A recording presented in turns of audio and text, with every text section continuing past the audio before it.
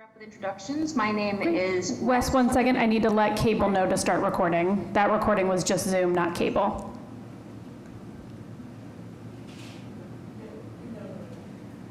Okay, great. Cable is recording, and so I'll read the open meeting law statement. The open meeting law requires that I notify the public that this meeting is recorded. Therefore, please be aware that an audio and visual recording is being made by Boston City TV, a part of the City of Boston Office of Cable Communications, and is being broadcast on Xfinity Channel 24, RCN Channel 13, and FiOS Channel 962. Thanks, and sorry, Wes, please go ahead.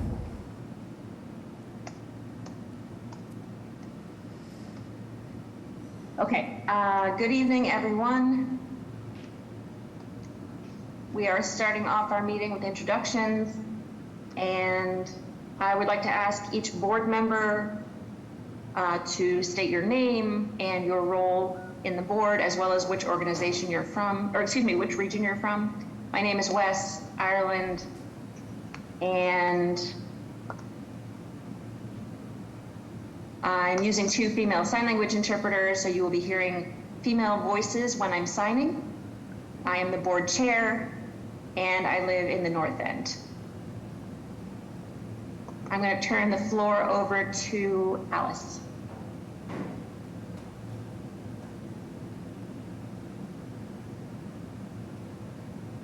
I'm Alice Fisher, a slow unmuter, and I am here for my 2nd year here on the commission, and I live in the South End. Ms. West, thank you very much, Alice. Olivia, would you introduce yourself, please? Sure. My name is Olivia Richard, and I am a board member, and I am from Brighton. Great. Thank you, Olivia. Jerry, go ahead. I am Jerry Boyd, a proud commission member, commission advisory board member, and I am from West Roxbury. Great. I'd like to ask Carl if you can introduce yourself, please. Yeah, hi, I'm Carl Richardson. I identify as a deafblind individual, and I live in Brighton, Massachusetts. This is Wes. Thank you, Carl. Richard, I see you. Will you introduce yourself, please? Sure, I'm Richard Gillespie. I have limited hearing, and I live in Back Bay. Thank you, Richard. I know I don't see other board members. Oh, now I do. Okay. Zara. Hi, my name is Zari Amir Hosseini, and I'm a member of the board, and I live in South Boston. Thank you, Zari. I also am looking to see if I can identify other board members on camera. Juan Carlos. Yes, hello everyone. This is Juan Carlos Ramirez, board member, and I live in Boston South End.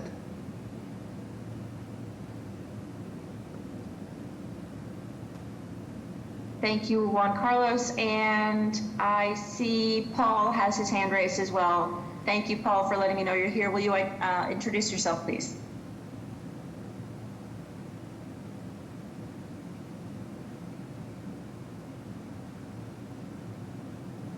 Paul, are you on mute?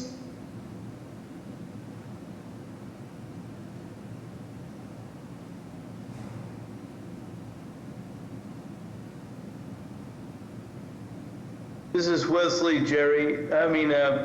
This is Jerry Wesley. He is on mute, but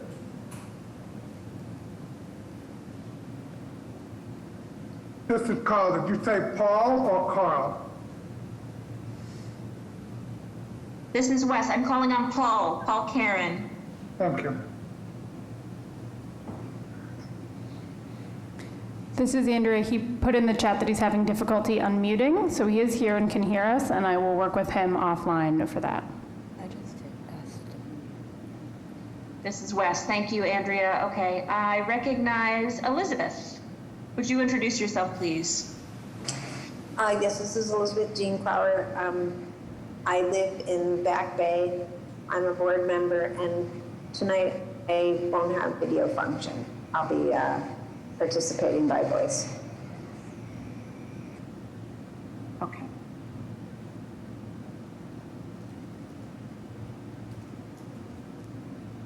This is Wes. Just bear with me 1 second, organizing my screens. Paul, are you able to unmute at this time and introduce yourself? I don't know, I don't recognize other board members, so you might be our final introduction before we move on with the agenda.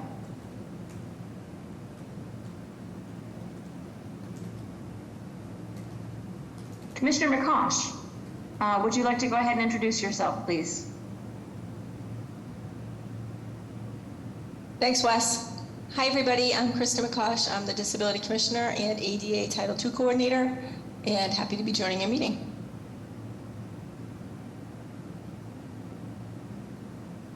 Great. Thank you. Thank you, Commissioner McCosh. I would like to ask Andrea to confirm if we have a quorum for this evening. Thanks, Wes. This is Andrea. Yes, we do. We have more than 7 members. 1, 2, 3, 4, 5, 6, 7. We have, in fact, 7 members, so perfect. Okay, terrific. Thank you very much, Andrea. I will move us along to our next agenda item, which is a request for the board members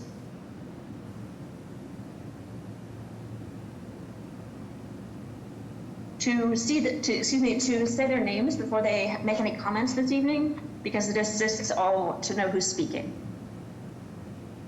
Okay, and then next on our agenda, this is Wes.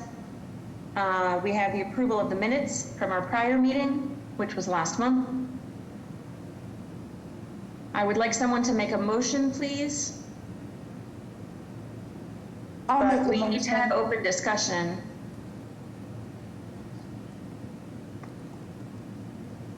Sorry, this is the interpreter. I missed who made a motion. This is Zari. I make the motion to approve the minutes. This is Rachel. This is Carl. I will second. This is Wes. Zari made a motion to approve the May minutes. And Carl has now seconded. All in favor, please raise your hand or say aye. You can use the raise hand button. Aye. Aye. Aye. Aye. Wes, okay. I'm assuming I haven't missed anybody abstaining. No abstentions? Any nays? These are the approval of last month's meeting minutes, and that motion passes.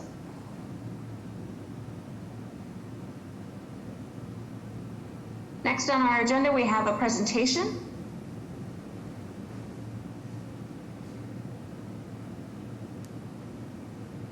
I believe the presentation will be by Meg Bandara. If Meg is here, she can start her camera. Hi, this is Meg. Thanks so much for having me at your meeting. I'm going to share my screen so that I can talk about the issue of accessible trails. So just let me know if you have my screen.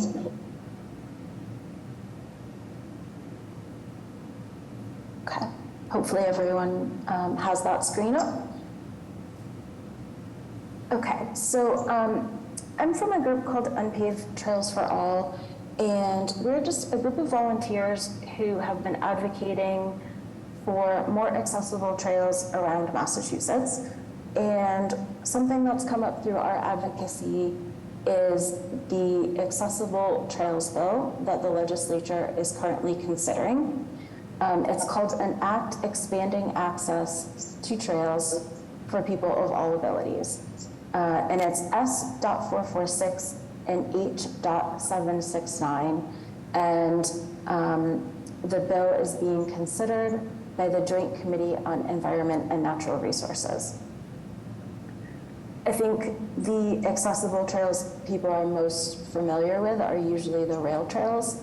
For those who are unfamiliar with unpaved accessible trails, they have natural, usually crushed stone surfaces, and accessible features that allow the use of mobility devices and other navigational aids. The issue of accessible trails really crosses three areas: public health, environmental justice, and equity. And if we look at accessible trails through the lens of public health, green spaces, healthy space, that's pretty established through all sorts of studies. It improves physical and mental well-being, and it reduces stress. But this is really important for people with disabling conditions because we generally score lower on quality of life and standard of living measurements than our peers who don't have disabling conditions. And then people with limited mobility are also, statistically speaking, far more likely to suffer from stress-related illnesses than our non-mobility limited peers. And although there are a lot of studies about how nature is beneficial, there are actually studies that compare the types of green space to each other. And when a space feels more natural and less built, we actually get more stress relief from spending time there. So that's something that's really important for people with disabling conditions. And then if we look at this issue through the lens of environmental justice, really all residents should have access to these health and well-being benefits of nature. And when we think of this issue in terms of equity, these trails are on public land, and if they're not on public land, they're usually trails that are being developed with public funds, so access is really also a civil rights issue. And 33 to 47% of Massachusetts residents could benefit from these trails that have better access. That's 17% who are seniors, 11 to 25% who are people under age 65 with a disabling condition, or children under age 5 whose parent or caregiver might be using something like a stroller or a carrier, or who, as small children, may have limited distance and limited balance. And that comes out to about 2.3 to 3.2 million people. And that doesn't include people who really can't be counted. We know these numbers kind of undercount people who have disabling conditions, and they don't count people who may have a mobility limitation but don't consider themselves to have a disabling condition, or people who are recovering from injury or illness. And the reason why we need a bill like this in Massachusetts is because we have about 4,000 miles of unpaved recreation trails in our state parks, but only 7.5 of the miles are accessible. Information about accessible trails is really hard to find or non-existent. And pavement doesn't actually equal accessibility. So although rail trails are thought of as accessible spaces, there are lots of ways that access can be improved. And then due to lack of education or stereotypes about what an accessible trail could or should be, accessible trails often, far too often, don't provide a quality outdoor experience. And the funding that we're doing around trails doesn't reflect our population and its needs, and it's not making up for the historical inequities that have existed in this space. So if this bill were to pass, it would require the state entities that are responsible for trails, like the DCR, to consider access and maximize access to the outdoors. And the bill would also form a trail access working group that would evaluate our trail system and produce a report about the ways that the accessibility can be improved on all trails. So that would be rail trails, unpaved recreation trails, and water trails. And there are a lot of things on this slide about all the different people who would make up that working group. It's basically trail professionals and people who are working in the areas of disability rights and independence for people with disabling conditions.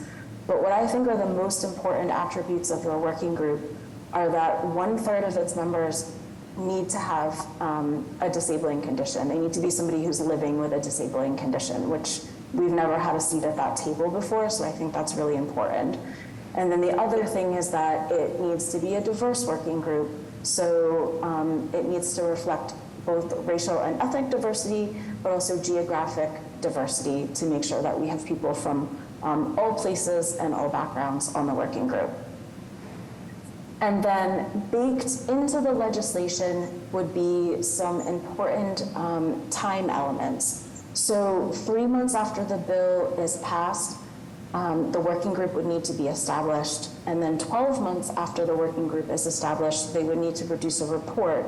And then the goal of the bill to start with overall would be to improve the number of accessible trails we have and also increase the dollars that are going towards accessible trail projects. And then this slide shows some of the organizations that have already signed on to support the bill.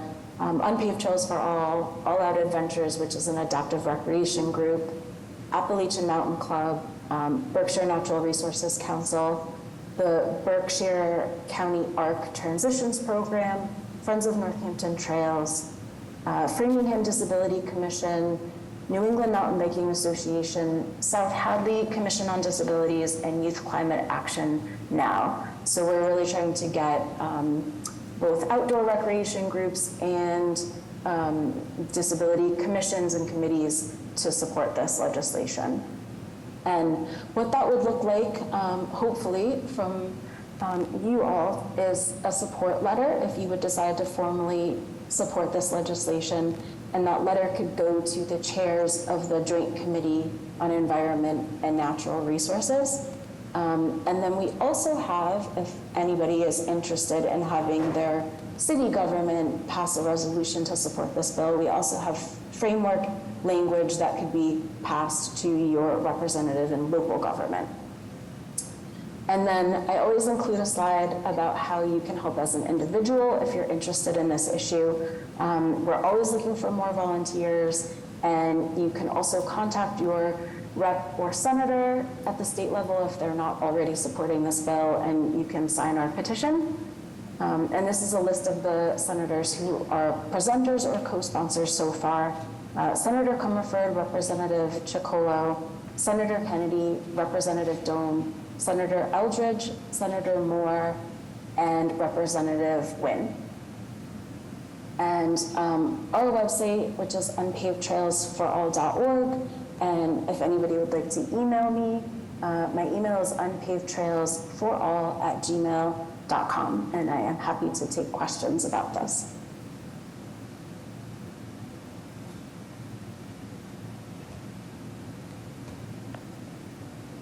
Thank you very much, Meg, for that presentation.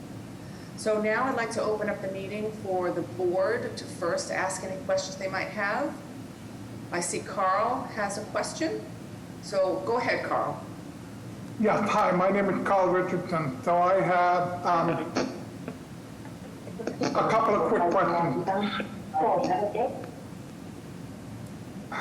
So I have a couple of questions. One, who was the original sponsor of this bill? And then,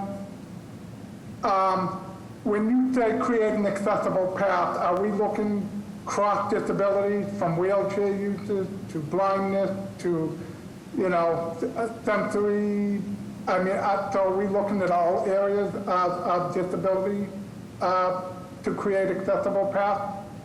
So those are my two questions. Who's the original sponsor? And hopefully this will be looked at from a cross-disability perspective.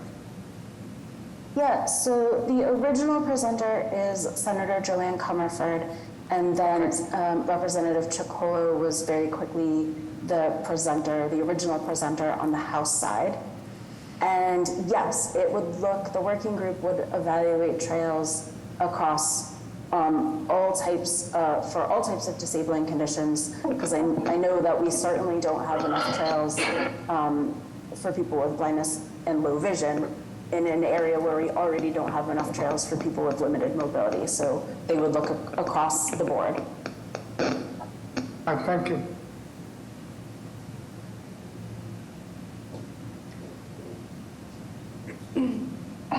Okay.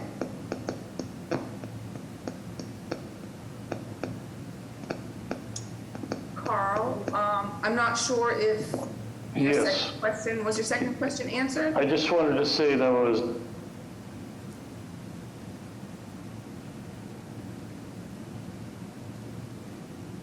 Sorry, Carl, cannot hear your voice. Apparently, Paul, you're muted now.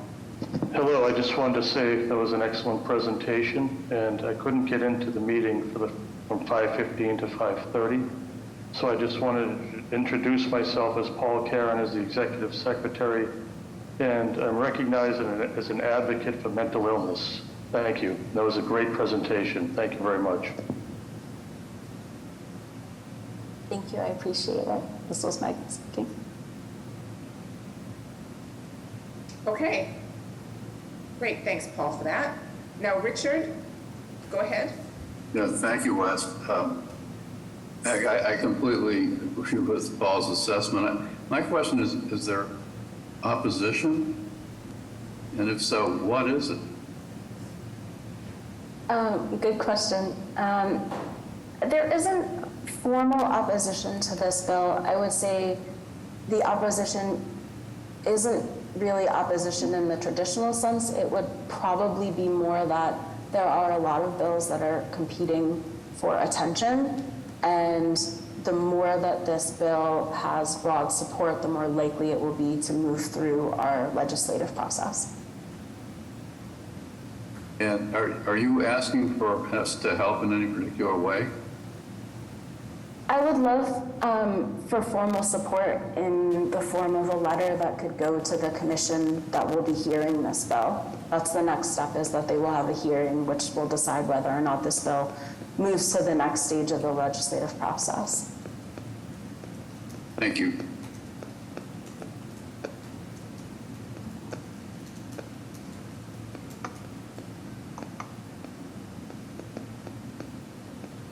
Okay, again, this is Wes. I recognize Paul again, and then Jerry, and then Zari, finally. Yes, this is Paul again. I just wanted to ask, is there any representatives or senators we could personally reach out to for you on your behalf that we might have inroads in with? Would that be a help also with the letter? That would always definitely be helpful, yes. I don't think the Boston area senators and representatives have signed on as sponsors yet, so that would absolutely be very helpful. Okay. Anyway, maybe you could, through the commissioner, we could get the information and move forward with it? Yeah, I'm happy to, there's a slide in the presentation that shows people who've signed on, but I'm happy to send that again in any way that works for you all. Thank you.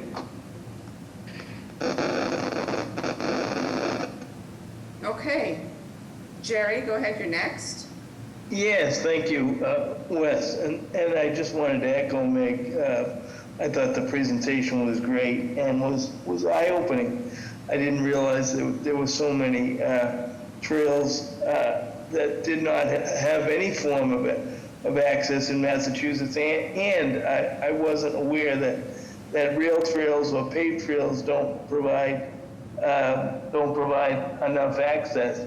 So that's that is my first question is what types of access are you looking for the legislation and the working group to expand beyond rail trails?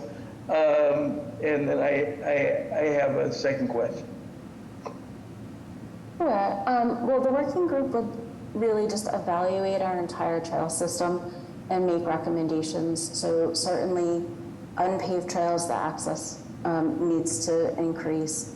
I don't know of any water trails that are fully accessible. And then rail trails, they're accessible in terms of width and grade, which is another way of saying incline, and they're cross slope. But if you need non-visual navigation, or if you are someone who has a balance a condition that might make it uncomfortable for being on a trail with faster moving traffic like bikes or electric bikes, they can be uncomfortable spaces. And if you're someone who doesn't use a mobility aid but has limited walking distance, there aren't really places to rest. If you don't come with your own seat to rest, there's no place really to rest on many rail trails. And then I'm really just hoping that the working group will look at all of these things and make recommendations to improve access in lots of areas. Great, thanks for that education. And my follow-up question speaks to, and you touched on this in one of your earlier answers. I know that the legislative session is moving quite slowly this year. Do you have a sense? Do you have a sense that there's momentum to have the bill voted on this session, or what is your sense? That's a really good question that I wish I had a better answer to. But how the process works is the committee that has the bill will at some point schedule a hearing to decide whether or not the bill moves forward. We don't know when that hearing will be. I think there's about a week's notice. So it could be in June or it could be at the end of the year. And a lot of what happens next depends on that hearing. I get the sense that it will be voted on if it moves out of the hearing stage, that it would be voted on this session, but there's no real timing guarantees that anybody can give you in the process. Sure. Thank you. And again, the presentation was great. Thank you. All right. This is Wes speaking, and I recognize Zari. I know Zari, you had your hand up before. Do you have a question or comment for Meg? Thank you. Meg, I had a question about the reasons for these bills. You had mentioned something about justice and equity. Can you repeat the reasons again why this would be important to the disabled community? Sure. So public health, there are benefits, health and to physical and mental well-being, to spend time in nature. Environmental justice, so basically just access to nature is a human right, and everyone should be able to have adequate access. And then equity, because really what we're talking about is access to public land or trails and spaces that have been developed with public money. So having access that better represents our population is really a civil rights issue. So the reason why I'm asking that is because I was also thinking about just the number of individuals with disability who have lack of access to health care and probably preventative care. And I was thinking that one of the most recent data that we have is around obesity and diabetes and the weight of people with disabilities. So I wonder if we can also kind of squeeze that somewhere in there, because really having access to things like this, which are free, is free, so a lot of people with disabilities who may not have access to gyms or things that might cost more might actually be able to use this as a way of getting more exercise, other than just having access to nature, is a free way of having your health kept up, right? So I just wanted to kind of think, wonder if you could add that, because really I think this is, to me anyway, is important that we have free access to these walk trails so that we can get our free exercise, period. And I guess the other thing that I'm wondering about is, when you advocate for these bills, do we have a sense of how, what's the impact, what's the long-term impact? I mean, has there been any studies in other states that you can compare this to and say, based on these research or these other states and what they've done around this? Here's what we have as far as data of why it's important to have this. So that's a great point. This is Meg speaking. That's a great point about including, free or low cost access to exercise spaces. I love that. I don't have any sort of comparative data from other states, and most of it really, there haven't really been studies specifically on accessible trails. Most of the studies I know of are just on trails, which usually, unfortunately, means not accessible trails. But I do know that there are several other states that are doing a really good job of networking and access on their trails. Oregon is one of those states, and they're just doing a really good job in that space. Thank you.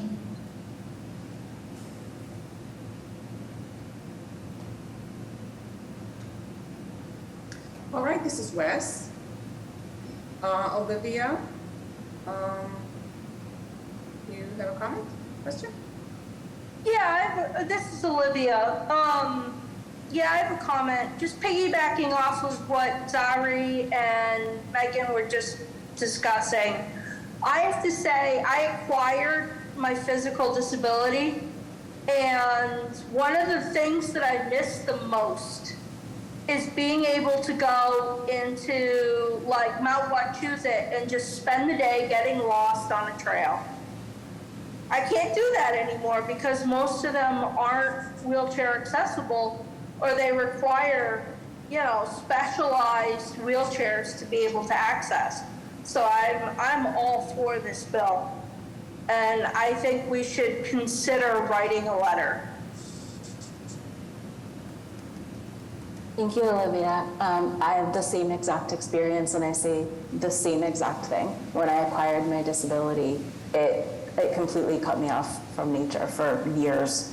So I 100% understand and agree.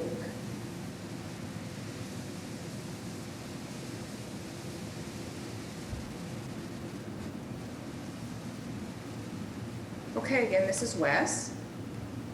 Actually, I do have a question. I'm kind of surprised that you said 4,000 miles of unpaved trails. That's only 7.5 miles are accessible. And so I'm not really familiar with those trails. So can you say something about where those accessible trails are? Yeah, so that is specifically within the state parks in Massachusetts. So in all of our state parks in total, there are 4,000 miles approximately of unpaved recreation trails. And then the 7.5 miles that are accessible are unfortunately hard to find information about, which is another one of the problems with the trail system. So there are 2 or 3 in Western Massachusetts. The DAR State Forest is one of them. There are a couple in Central Massachusetts, one in the Sturbridge area state forest, and I cannot name off the top of my head the ones in eastern or southeastern Massachusetts, but total with information that has been provided from the DCR and information that we've sort of scoured and hunted for. It's about 7.5 miles of unpaved recreation trail that's accessible, unfortunately.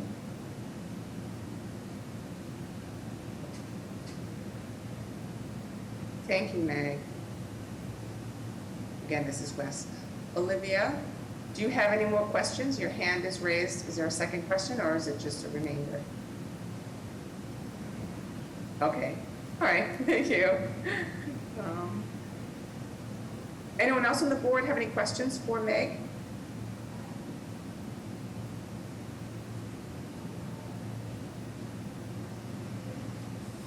Okay, Meg, I want to thank you very much for your time, and we will probably have a discussion about the bill and see if it's possible for us to write a letter of support or something by the next time we meet next month.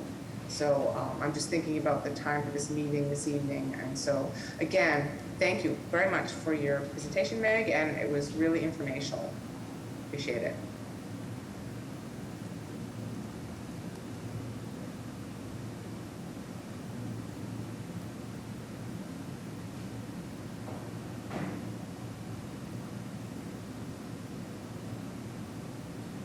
Mrs. West, I'll just look at the agenda and see what's next.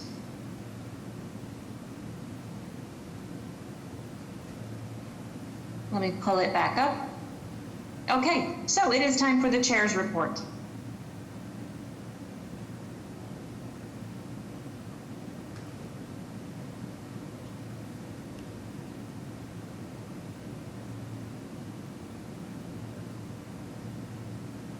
No, this is Wes speaking. So again, we can talk about Meg's presentation in July and have a vote if we would like to go ahead and support that bill by sending a formal letter. At the moment, we'll move on, as I said, to our next agenda item, which is my report as the chair. My report begins. Happy June. We are already in our official summer month. Actually, 7 more days until summer solstice. And then summer will be officially official. There are 3 highlights in the chair report that I would like to share. Firstly, there was an article about 2 weeks ago on the issue of students with disabilities being left out of popular dual language programs.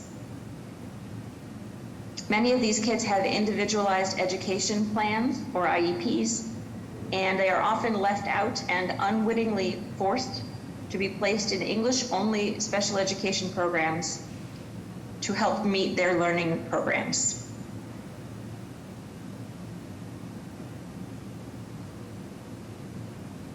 Many non-English speaking families do not realize that there are options out there for bilingual schools.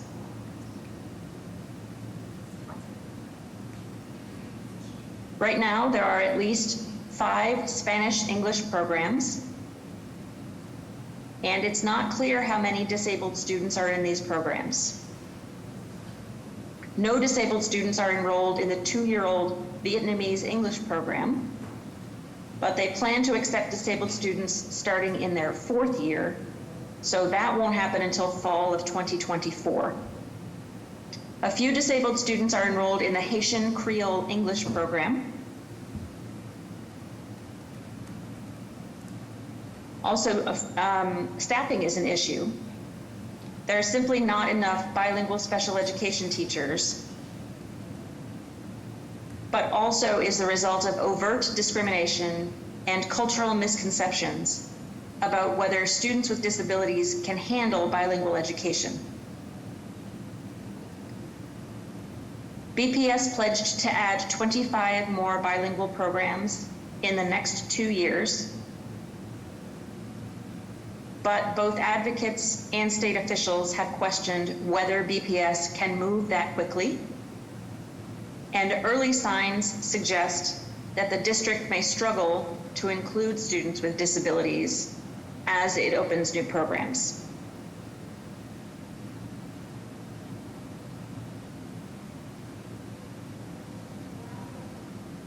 just catching up. So that was the first item I wanted to mention. The second item was an article in the GBH News, which was formerly known as WGBH, which is the Great Blue Hill, now GBH News, about a shortage of PCAs.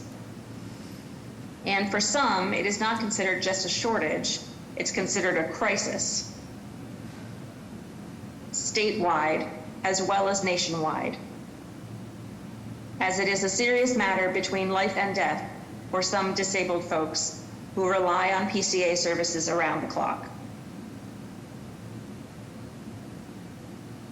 Disability advocates are calling on Governor Maura Healey to agree to a pay hike and to give PCAs better benefits to attract more people to the job. My final item is about artificial intelligence, or AI.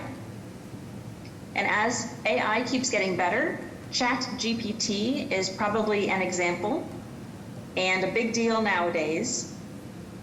But there are a lot of startups right now trying to build up a sign language database as the pipeline for this really small, as the pipeline for this is really small compared to a big pipeline for voice databases. And there are a few companies that are recruiting sign language users to help them build those databases with hopes that there are real-time sign language translators with AI that would combine computer vision, machine learning, and natural language processing algorithms. And this technology is used for sign language recognition, translation, and education. Eventually, it would become useful for people who want to have sign language translated into text and or voice. Some of these companies are deaf-owned or have deaf employees, and these companies include SignSpeak, ACE, ASL, that's ACE, ASL, Signaps, SIGNAPSE, AI, etc.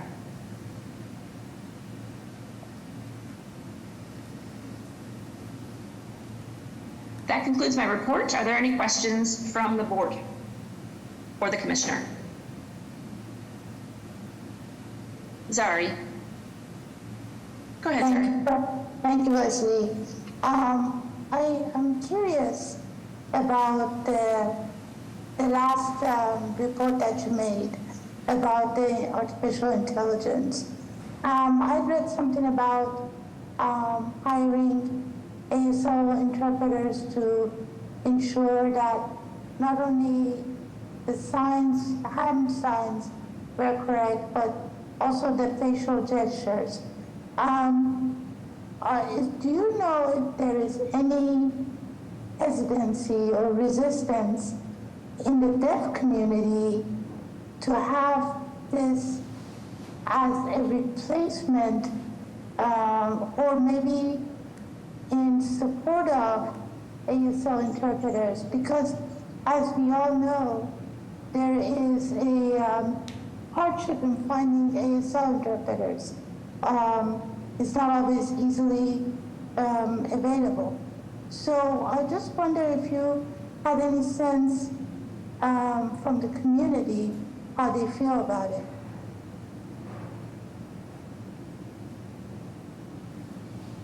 This is Wes. I think people who use American Sign Language, ASL consumers, I wanted to clarify that may be what you're thinking about, because these aren't necessarily interpreters. I think they were bringing in ASL users for those studies. The deaf community, based on my anecdotal experience, have mixed feelings about this. Some people are very much in support of AI. Some people are very much against it. For me personally, I'm not sure, to be really honest. I think we have to wait and see how it plays out. Does that answer your question, Zari? Yes, perfect. Thank you. Okay, this is Wes. Next, I see Jerry. Thank you, Wes, and thank you for your report, always insightful, and thank you for illustrating the crisis of the shortage of PCAs. It really, really is at a crisis level here in Massachusetts. I've been a user of the PCA program, Mass PCA program for 35 years, and I've never seen it this bad. So it is a crisis, as highlighted in the GBH report.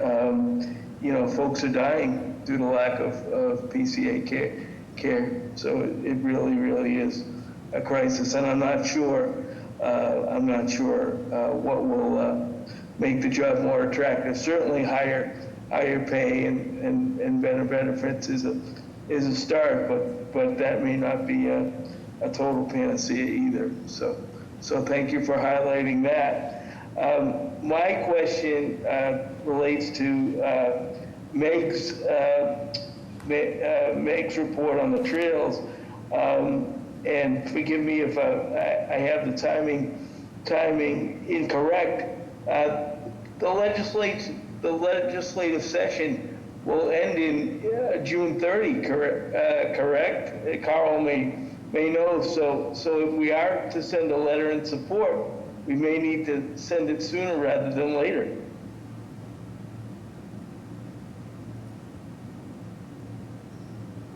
This is Wes. Jerry, thank you. I really appreciate that.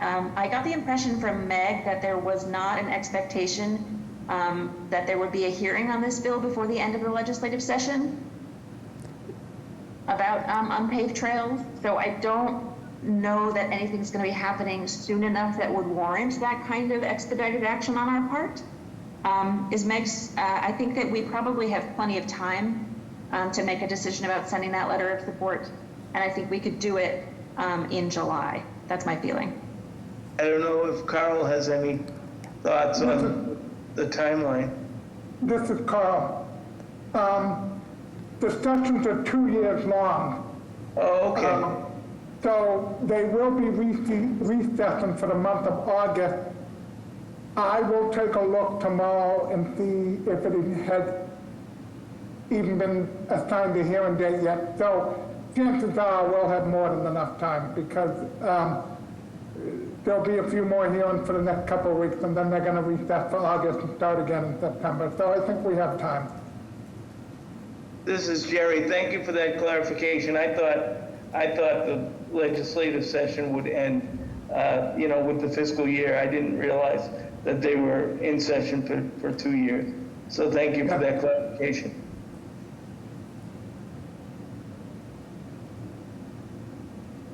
Okay, this is Wes. That seems to be all of the questions for my report. We can turn it over to Commissioner McCosh for her report, please. Thank you, Wes. Good evening, everybody. I can jump into my report now. Andrew's pulling up the slides. Thank you. All right, great. So it's a fairly brief report tonight, because I know we have limited time. But just some updates on City of Boston programs. Mayor Wu does still have a few neighborhood coffee hours left. She has one this week in Jamaica Plain on Friday. She has Mission Hill and Back Bay Beacon Hill next week. So if you haven't had a chance to get to a coffee hour, they're all at 9:30 in the morning in a park in the neighborhood. So it's a great chance to meet not only the mayor and hear from her, but meet other city officials, elected and appointed, and staff from different neighborhood departments. She talks a lot about community concerns in each neighborhood when she's with residents, so it's a great opportunity. If you haven't had a chance to attend one, I'd recommend trying to make it. And then you may be familiar with the Boston Open Streets program. The city's been doing this for the last few years, and what it is they take a stretch of street, a few blocks usually, I think it's a mile in different neighborhoods, and they close it to street traffic for on a certain date for a certain time period. So it gives residents a chance to have more space in the community. It has pop-up events and tables. City departments do information tables, and they have things like food and entertainment, and it's just kind of like a community block party. You get a chance to just, spend time in your neighborhood in a way that you haven't done before. So we have 5 open streets planned for this summer and fall, and they're listed below. They're in 5 different neighborhoods. The first one is on June 25th in Jamaica Plain, and the next one is in Roxbury on Blue Hill Ave, then in Brighton, then in Dorchester and East Boston coming up late summer, early fall. And the open streets does impact people with disabilities in several ways. So my staff works closely with the open streets planning team to make sure that we look at things like accessible parking spaces that will be impacted, making sure that there are ramps throughout the open streets area where people can get off and on the sidewalk, so you don't have to walk all the way to the end of the block to get off a sidewalk, because programming will be in the street along the open streets corridors. So we also make sure that we talk to vendors and let them know that tables have to be accessible and they have to provide accommodations as requested. So we do a lot of work to ensure accessibility.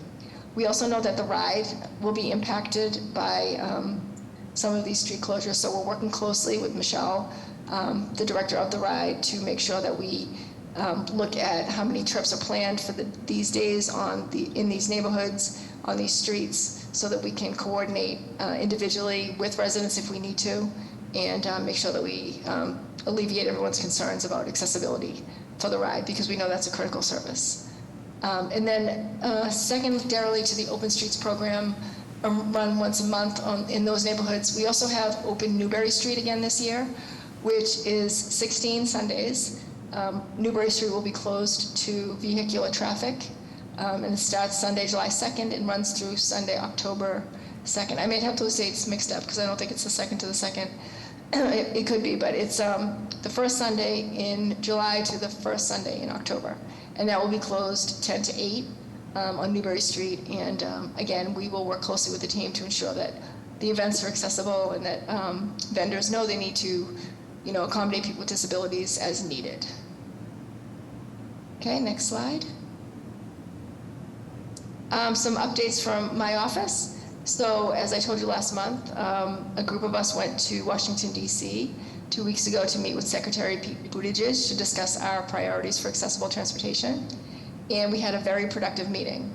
We talked to the Secretary about air travel and ground travel, and we outlined a few priorities during the meeting, and we sent him our slide deck, which is linked here, which outlines other priorities in great detail. I spoke with Michelle at the ride to get her input on paratransit, and also some board members gave me their input, so we were able to raise those issues to the Cabinet Secretary for the Department of Transportation. He was very intent on understanding the issues, and he really valued our group as leaders in cities across the country with a lot of lived experience and experience working with residents on the ground. So we do have steps to follow up to be a resource to him and his team. So it was a great meeting, and we're excited about next steps. Please take a look at the slide deck if you haven't done so. And then our other update is that ADA Day is coming up on July 18th. I would like to invite everybody to attend and spread the word to your friends and your different community groups to come join us on City Hall Plaza. It is our 13th annual ADA celebration. It runs from 12 noon to 2 p.m.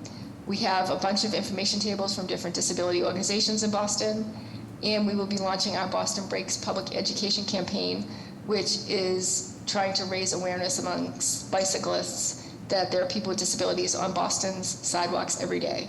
So we want to create an awareness of space in the city, shared spaces like sidewalks and different paths, pedestrian paths, to make sure that people who are on bicycles or using electric scooters, or you see electric skateboards now, and even like a giant electric wheel, which I don't really know what that is, but there's all kinds of like micro-transit electric options and manual bicycles still that can be hazardous at times for people with disabilities. So we want to launch this campaign, and we'll also be working with bicycle groups and other micro-mobility groups to ensure that their riders are aware of people with disabilities. We have some great swag that we'll be giving away, some stickers, some coasters.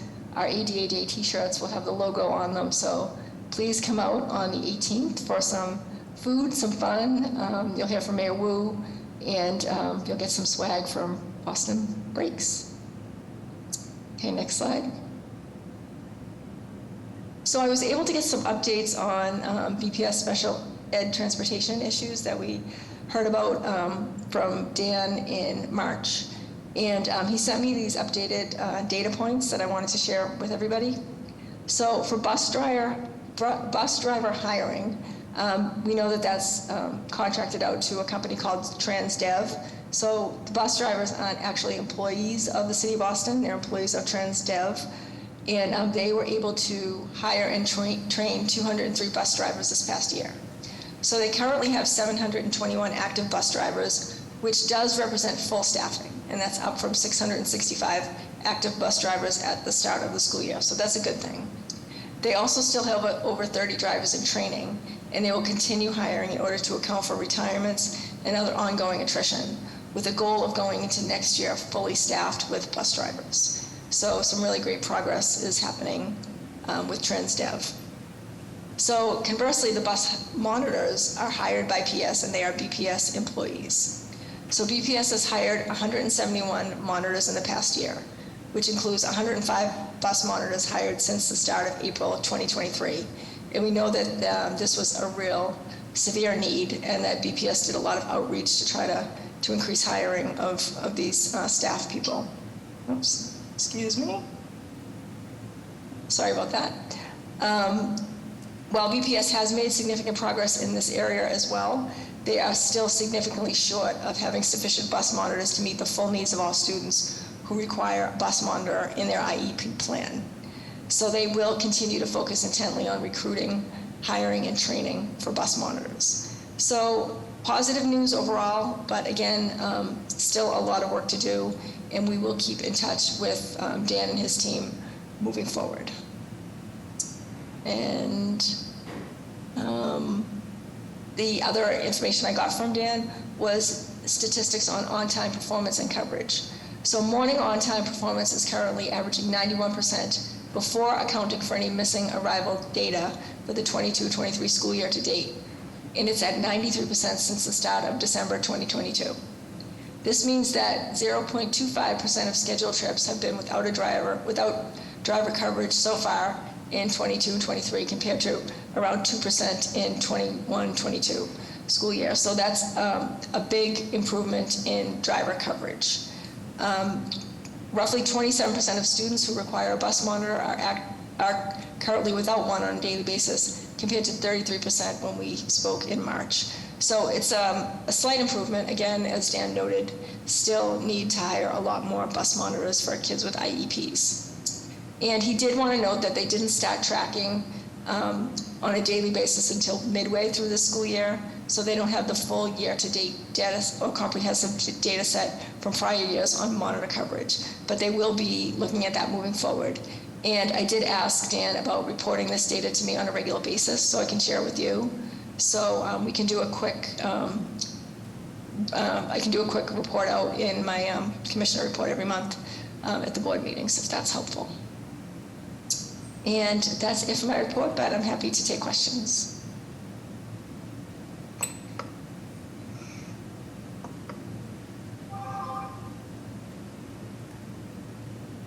Okay, thank you very much. Go ahead, Jerry, you have your hand up. You have the floor. Thanks, Wesley, and thank you, Commissioner. Just a shout out for the neighborhood coffee hours. There was one also in West Roxbury, my neighborhood, this morning, and I was able to attend. I was pleasantly surprised at the amount of people who attended, and the commission was represented by Patricia, who staffed the table. And it's always great to see her out in the community. It was a great networking opportunity. You know, state reps were there, state senators were there, other city councilors were there, as well as the mayor. And you know, I was able to chat with her a little bit again. You know, so again, it really is a good opportunity for those of us who haven't had the opportunity to participate in a neighborhood coffee hour. And I would encourage anyone who's able to attend the few remaining coffee hours that are available this year. And if not, then definitely, look to attend one next year. I think it would be great to make sure that the commission is represented and folks know what good work that we do. So.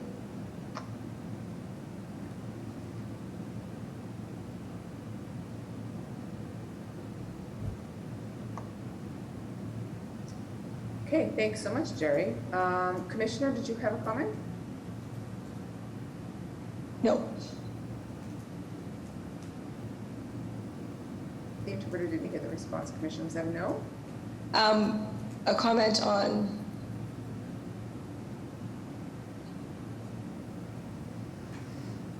I just wanted to give you a moment. I thought you had a comment. no, I'm good, thanks. Okay, all right. Elizabeth, then, go ahead.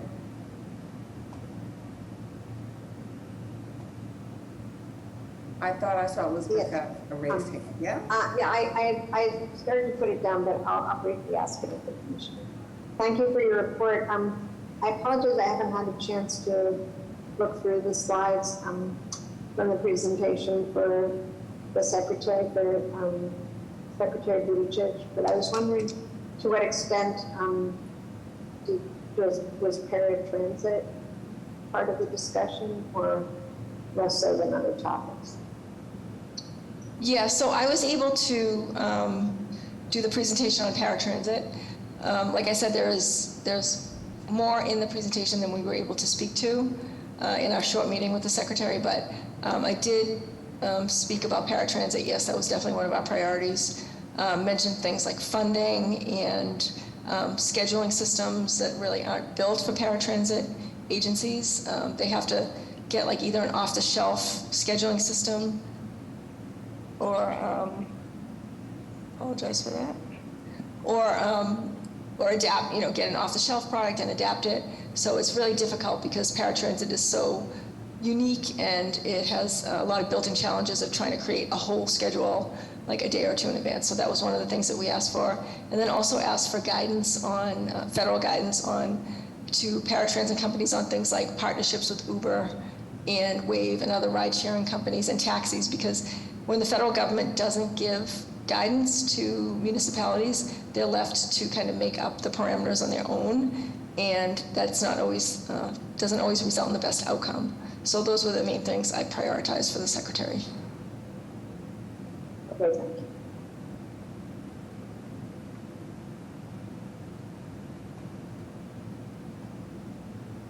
All right.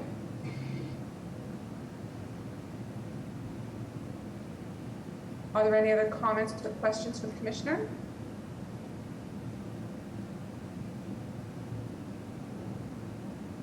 Great. All right, thank you. So moving on our agenda, our next item is announcements. Does anybody have any announcements that they'd like to share?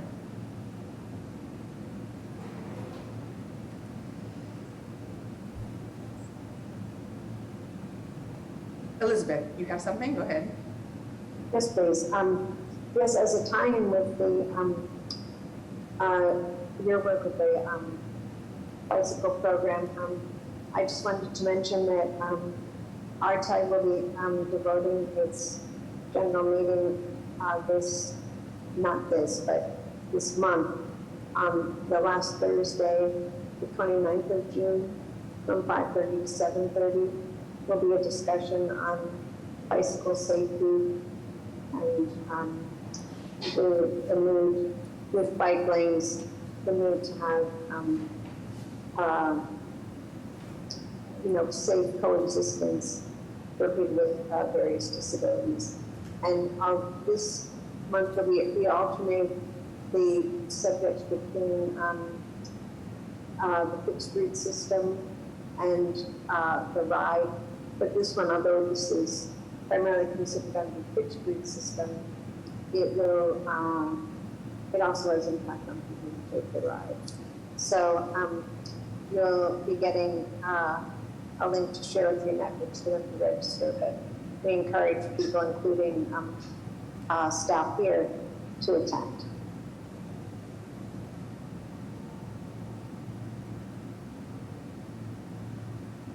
Okay. Thank you, Elizabeth. Are there any other announcements?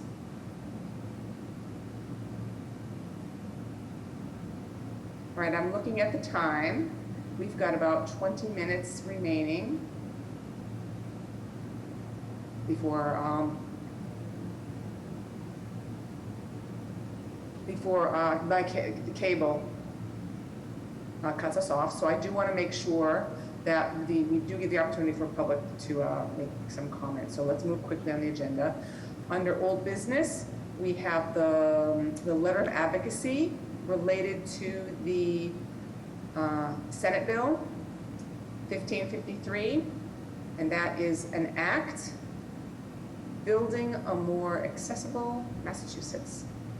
And I know that that Patricia had given a brief presentation about that at our last month's meeting, and Andrea sent the bill to us to review by email. Does anybody have any other thoughts or comments related to this bill?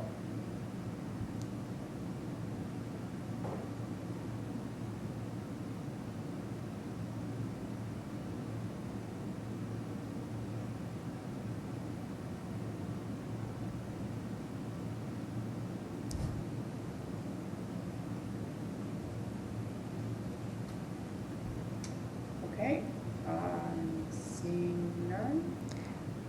Wes, this is Andrea.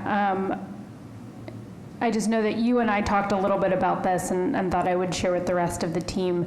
I know during Patricia's presentation, she had mentioned sending an advocacy letter in February of last year. Actually, our office did that. The board did not vote on one, so I did not have a former board letter to share with everyone. But if the board wants to write a letter, make a motion, vote, et cetera, as always, you certainly can. Thanks for letting me interrupt, Wes.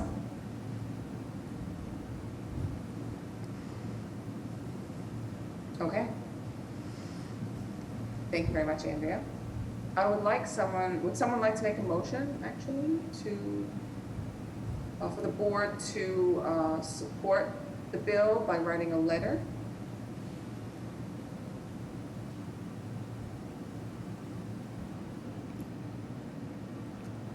This is Carl.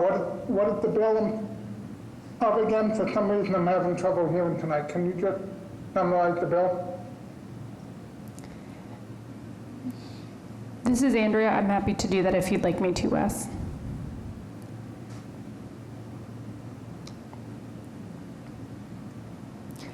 Okay. Yes, go ahead, Andrea, please do. Thanks, Wes. Carl, let me know if you can't hear me. It's a bill to amend the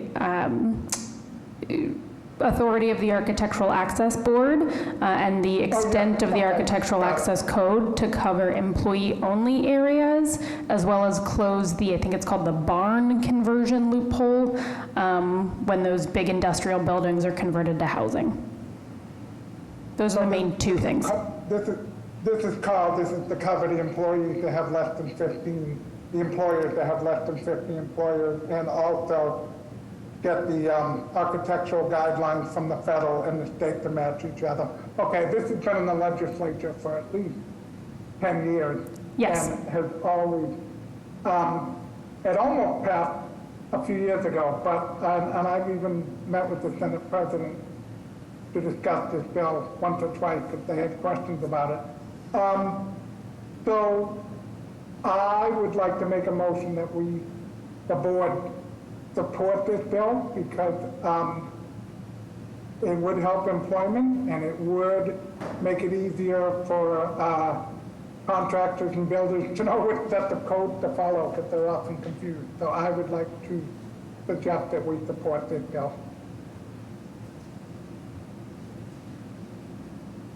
Okay, so then you, Carl, then you are making a motion to support the bill by by having the board draft a letter of support.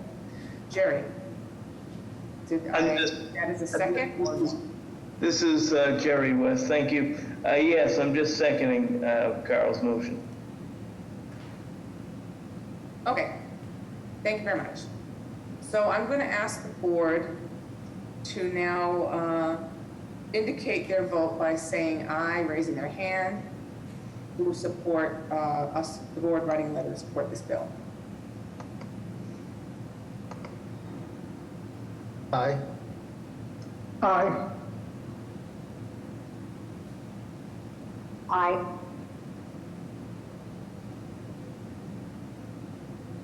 Are there any abstentions on this?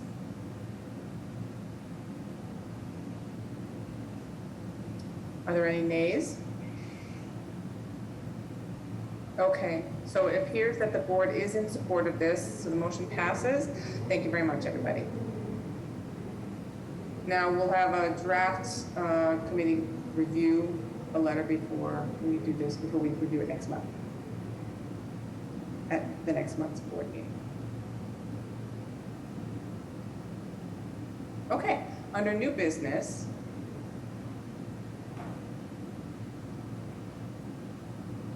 there is an updated advocacy letter related to the House Bill number 2246, and which is also Senate Bill 1331.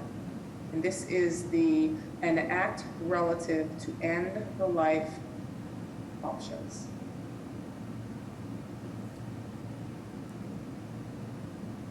Now, we had someone come to speak with the board, Mr. Healy, I think 1 or 2 meetings ago, to talk about opposition to this bill. We had a discussion about it. And I know that the board had already supported a letter to this opposition. So we support a letter of support that basically opposed the bill. And right now, we would like to see if there's another letter that we could support or draft to support a bill that actually opposes, the part of the bill that opposes it.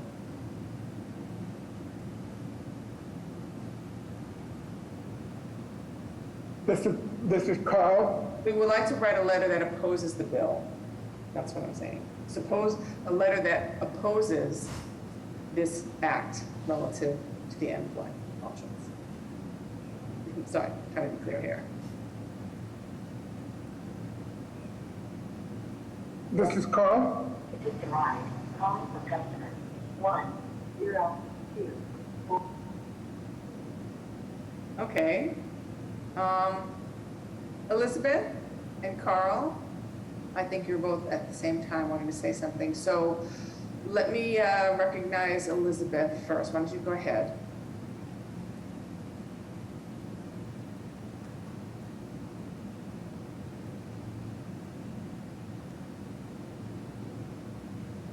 Elizabeth? Okay, sorry, Carl. Yes, sorry, I was having. I haven't. Okay, go ahead, Elizabeth. Sorry, go ahead, you start. I didn't have, you asked me in terms of a specific question.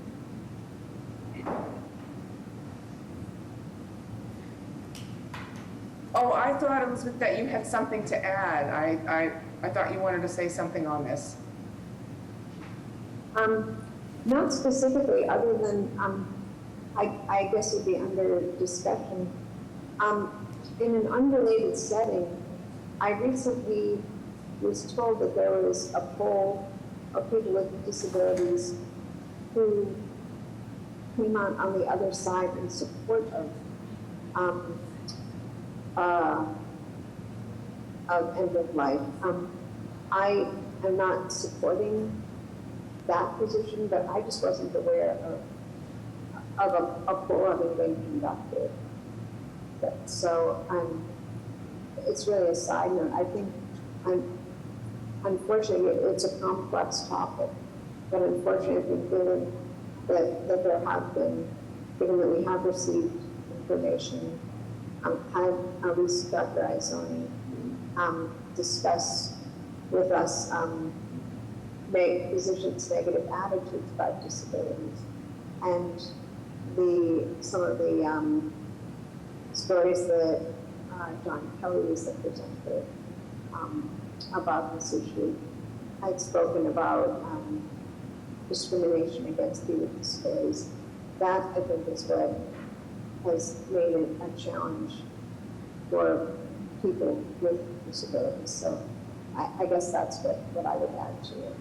But if there's more data out there, I would be interested to see what the other side is saying. I'm told something will be published, but hasn't been. I don't know about in the literature, but say in the Globe.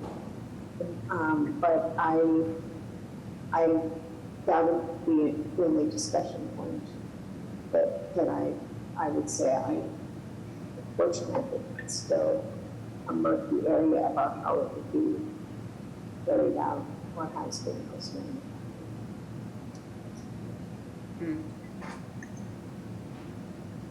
Okay, thank you, Elizabeth.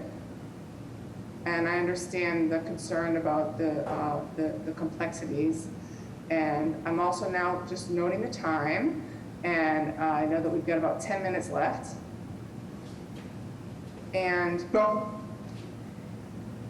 so I'd like to suggest that we perhaps table this topic till the next month's meeting to give everyone the proper time to have a discussion about it. This is Carl. I will say there was a rally at the State House today with legislators talking about this today. So I don't know how much time we have. We probably have till next month. I just wanted to let you know this is on the mind of a lot of people right now at the State House. That's all. I'm just letting you know. And the only other thing I will say is this. We have supported John Kelly in the Second Thought organization ever since he left the commission. He was the president of this commission. He held your position for a number of years when the commission started up before Commissioner McCosh retired, and then he left to do this Second Thought full time, and historically the commission has supported his initiative. I agree this is probably worthy of more discussion. I just wanted to give you some background.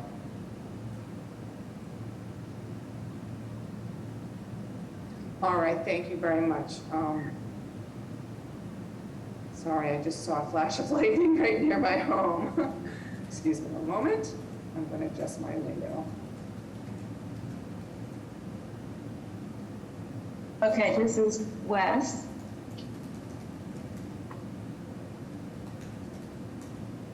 So, thank you, Carl, for offering some support for the plan to wait until July to have this conversation. I'm just checking a note that I just saw in the chat. So let's move on because we have limited time. See what's next on our agenda, and beyond the new business of H2246, we have the portion of our agenda that is available for public input. So we need to close our meeting. They're going to cut us off exactly at 7 p.m. So we've got just a few minutes, but public input. Anyone in the meeting at the moment from the public who would like to make a comment or ask a question? Any public input that you'd like to share with the board? This is Andrea. Just a note for members of the public, you will have to raise your hand on camera or use the raise hand function. And then when you're recognized by the board chair, I can ask you to unmute. Or you can use the chat to indicate you have a comment.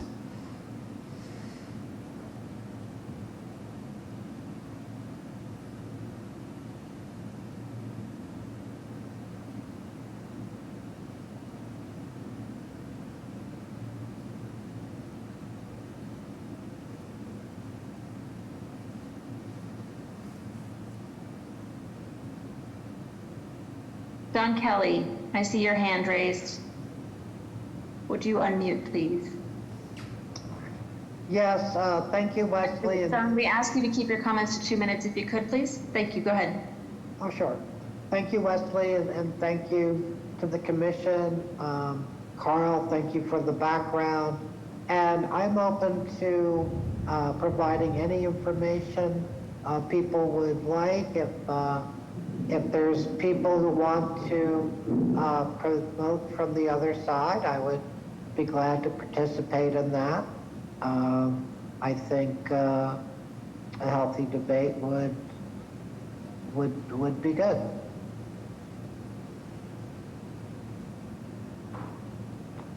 That's all.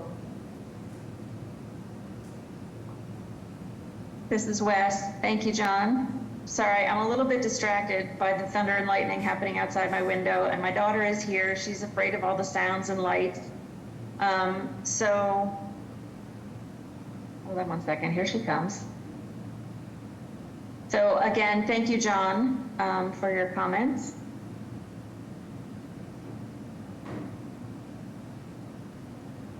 Other comments from the public?